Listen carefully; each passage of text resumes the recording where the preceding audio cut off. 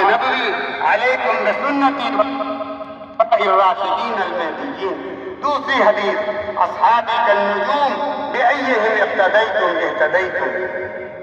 حضرات، قرآن و حدیث دین شریعت کے اصل نمبر پر چشمہ ہے. اسلامی شریعت کا ماخذ بس یہی دونوں ہیں. لہذا جو چیزیں قرآن و حدیث کے ذریعے ثابت ہیں اور شارع اسلام کے حکم سے جاری ہیں وہ قیامت تک اپنے حال پر باقی رہیں. اس لیے کہ اس میں کوئی کمی بیشی کا امکان نہیں ہے. فرمان الہی ہے وَتَمَّتْ كَلِمَتُ رَبِّكَ بِكَلِمَاتِهِ صِدْقًا وَعَدْلًا. دین اسلام احکامات الہی مکمل ہو چکے ہیں، اب اس میں کوئی تبدیلی نہیں ہوگی. دین اسلام کے اندر عبادت مختلف ہے، جسمانی عبادت ہے اور مالی عبادت ہے. جسمانی عبادت میں روزہ، نماز، حج اور مالی عبادت خیرات، اوقاف فی سبیل اللہ کو شامل کیا گیا ہے. معلوم ہونا چاہیے کہ وقت اللہ کی ملکیت ہے، بندہ اس کا نیگراں اور محافظ ہے.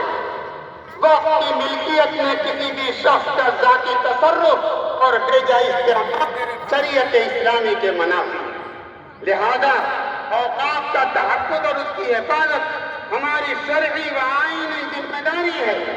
ہم ہر ایسے عمل کی مذمت کرتے ہیں جو اوقاف کی روح کو ختم کر دے اور شریعت اسلامی کو ٹھیس پہنچائے. معلوم ہونا کہ ہماری اخروی کامیابی شریعت کی پاسداری میں منحصر ہے اور حب رسول و تقرب الہی کا حصول صرف اور صرف اطاعت الہی اور اطاعت رسول میں پوشیدہ ہے. فرمان الہی من یطع اللہ ورسولہ فقد رشد ومن یعصہما فإنہ لا یضر الا نفسہ ولا یضر اللہ شیئا. ہم یہ بات ذہن میں بیٹھا لیں کہ ہمارا ایک لمحہ ایک کے لیے دین سے الگ ہونا دنیا و آخرت میں ذلت و رسوائی کا سبب بن سکتا ہے. احکامات الہی اور فرمان رسول پر گامزن ہو کر ہی ہم دین کو مضبوط کر سکتے ہیں اور اپنی آخرت کو سنوار سکتے ہیں. میری زندگی کا مقصد تیرے دین کی سرفرازی، میری زندگی کا مقصد تیرے دین کی سرفرازی. میں اسی لیے مسلمان، میں اسی لیے نمازی. ربنا اتنا فی الدنیا حسنۃ وفی الآخرۃ حسنۃ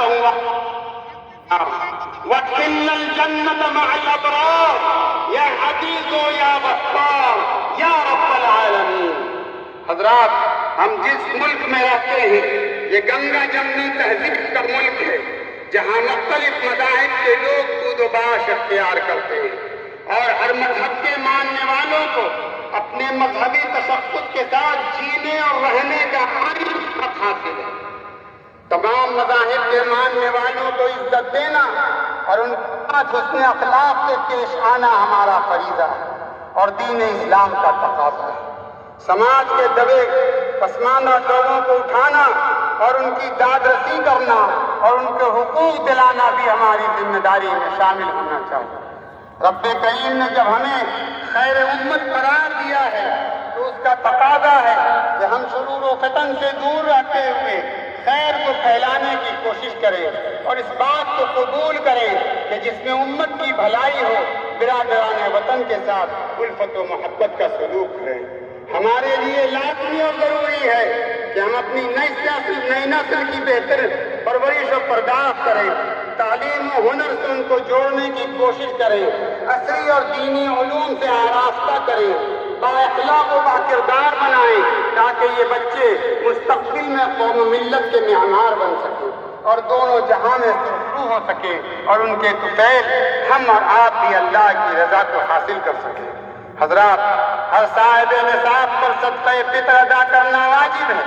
اس لیے عید الفطر کے موقع پر صدقہ فطر کی ادائیگی کو یقینی بنائیں اور یہی صدقہ فطر کسی غریب کے لیے خوشی کا سبب بن سکتا ہے اور ہماری مغفرت کا سامان مہیا کرا سکتا ہے. بارک اللہ لنا ولکم فی القرآن العظیم ونفعنا وإياكم بالآيات والذكر الحكيم. إنه تعالى جواد كريم ملك قديم غفور بر رؤوف رحيم.